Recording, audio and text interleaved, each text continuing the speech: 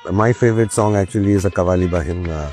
नाज़ो अंदाज से कहते हैं कि जीना होगा, जहर भी देते हैं तो कहते हैं कि पीना होगा। जब मैं पीता हूँ तो कहते हैं मरता भी नहीं, जब मैं मरता हूँ तो कहते हैं जीना होगा। ये इश्क इश्क है, इसका I think we know the whole qawwali if it is played.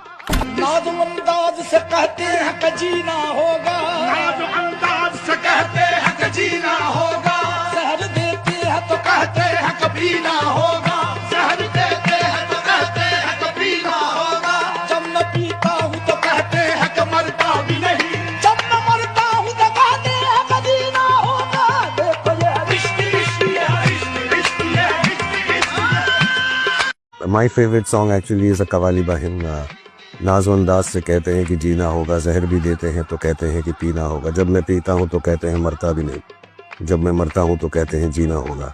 ये इश्क इश्क है, इसका I think we know the whole qawwali if it is played. नाज़ो अंदाज से कहते हैं कि जीना होगा,